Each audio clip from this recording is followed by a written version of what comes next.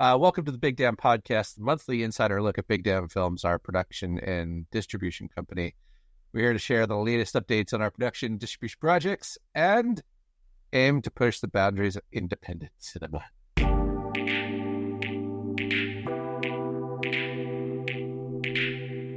Welcome everybody to the September edition of the Big Damn Podcast. I'm Michael Jane, your host, and joining me as always, my partner in crime and co-host and co-owner and co-damn everything, Logan.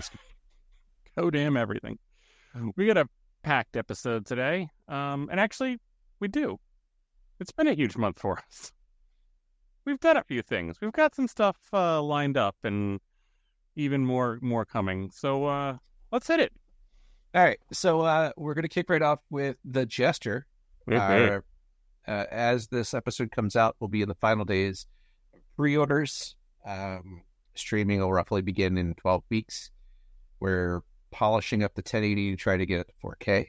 That is an experience. Yeah. And I'm glad we're learning on Jester.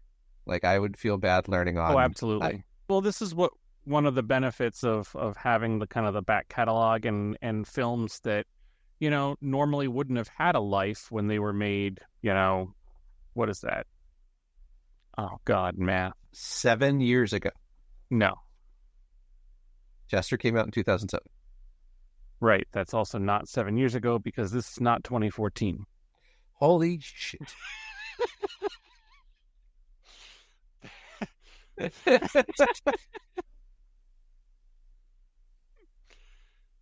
But that makes the math easy because that means it was 17 years ago. Yeah, there we go. So taking advantage of, you know, this is both a double win for kind of that really deep back catalog, as well as getting to test out some of the modernization and seeing what we can do. So when we have a film that, you know, maybe hasn't been seen that we'll be releasing shortly, we're ready to go for that. Speaking of things that have been seen, we have Rifters, which is in the home stretch of a score by Justin Timberlake and Light Entertainment. Sounds awesome. Yeah. So for those playing the home game, Logan and I literally just got off the phone call with John and his amazing partner in crime, in all things Darkstone, just talking about the no less than 14 projects that we have coming up in the next couple of years with Darkstone. Yeah. Rifters is looking like we can get this wrapped up this year and streaming in 2025. Mm-hmm. Bonus, Rifters stars one of Bronco's Redemption's very own, Kurt Skarstead, just like Jester stars Ted Taylor. So you're going to see, if you're a fan of Broncos, there's people are popping up all over the place. Yeah, familiar faces. Also got confirmation from John today that Fright Before Christmas 2 has some minor tweaks, and that'll be wrapped up. Shark, You Son of a Bitch has one more day of filming. Mm-hmm. Night of the Blue Moon, which I had recommended to John, we call Curse the Blue Moon. The way it's going. Has a couple more days to go. And then we have DMOC, which is a previously unreleased Darkstone gem from 2007. Excited about that one. We have conversation around a couple more Darkstones from the archives getting the 1080 treatment that might be Skeleton Key related. And then we at least have 4 projects for John to start production on. Yep. As soon as we wrap up all the things that are outstanding, which is exciting. And for those of you who know John, those 4 are just the ones that bubbled to the surface of his beautiful creative brain, because there's a heck of a lot more coming behind that. I told him he was very sexy, openly. His creative brain is sexy. Okay, so that gets to our project, Zcon. Yeah.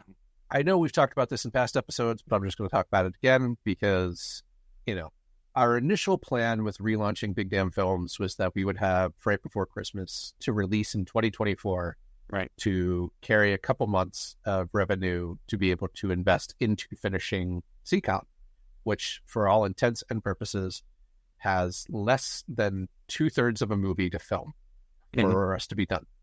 In last month's episode, you heard us talk to Austin Riley. So Austin's going to come back. We've talked to majority of the core cast of the people from the original. They're willing to come back. That survived. That survived. I don't know what that voice was, but hey, we'll go with it. For those of you in the home game, it's 11:31 p.m., so we're a bit punchy. On a Tuesday. On a Tuesday, nonetheless. After a long work day.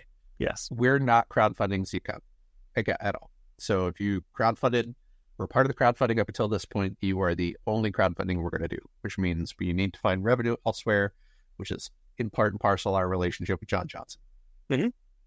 In addition to just like selfishly wanting to release more Darkstone stuff, because I think John is a great prolific filmmaker. Moving production to 2025 also allows us to do a couple things of not just getting revenue up and running, but also really taking the time to flesh out where we're going to film.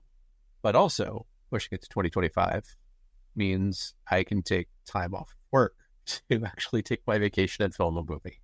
Build that vacation days up. Yeah. So in the coming months, as we get closer to 2025, we'll talk to more people from Zcon. I know we're looking to talk to Noah Summer, who also is DJ Zafer, our musician, amazing producer that produces the intro and outro. We'll probably talk to Daniel Ross, probably talk to Paul Siever. And if you're a Patreon member, which we highly encourage you to be, it's super inexpensive. Join us. It's awesome. It's like Hair Club for men. Like we're not just the president of co-owners, we're members. I can't do that. For those on the podcast, Logan just put his hand through a thick head of hair, and I will not. I have none. That also means that I don't know the right way to say this. From the heart. Oh, from the cockles. I want to storyboard this entire movie to the point that there's no question of what we're filming. Right. So Zcon will be an aggressive shoot. It'll be 2 weeks of filming, maybe 1 week of rehearsal. Mm-hmm. It'll be centered around largely a cast of 6 people, maybe 7. And fortunately, it's not going to have a lot of action, so we can keep our costs low. So it's coming together. It sucks that we had to push it a year. It's better for it, though. It'll be better for it. It will. I'll take your word for it. 2024 is what 2023 should have been. Mm-hmm. That's not without its hiccups. That's not without its faults. What are your thoughts, sir? I mean, I think the extra time is good. The last thing we want to do is, cheapen out or push something that's not done or not ready or do it just to do it. I mean, if we wanted to do that, we'd have, cut the footage we had into 30 or 40 minutes and said, hey, look, we're done, go away. We're not doing that. We had a complete story. We want to tell a complete story. It's worth taking the extra time to do. And I think it'll be better for it. It'll tell a better story. It'll be a more cohesive and prime example of the kinds of things that we're going to produce in our production company, not just distribute. Right. And it's, quite frankly, just selfishly, it's exciting and fun to get to be able to be back on our own set and have our people and put a movie back out there and do that again. I mean, it's been a decade, Logan. It's been a decade, been more than a decade since we could do that. And I would, and maybe it's me being selfish, but I'd rather have that experience back on there again than just do something quick and dirty on the cheap. Yeah, look, I mean, we could have rushed and forced filming in 2024. It would have looked like dog shit.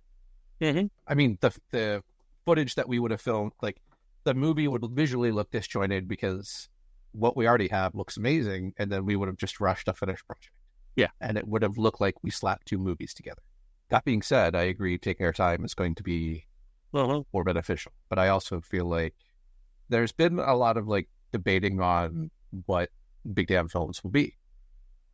And Logan and I have been having conversations around that. And part of that is also, like, letting go of the bullshit of fears of 10 years ago.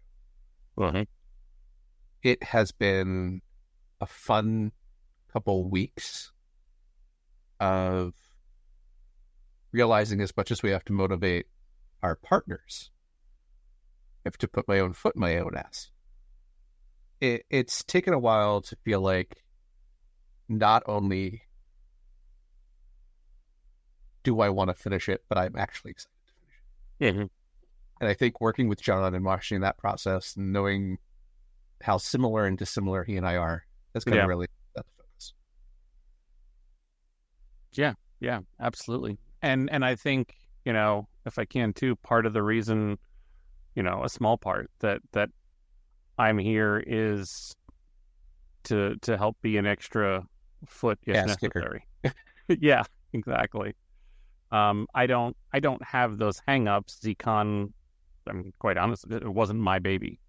I was still, around for it and doted on it like any, loving uncle would, but it wasn't it wasn't mine. I don't have that attachment. So I when I can try to help provide some of that, emotional detachment and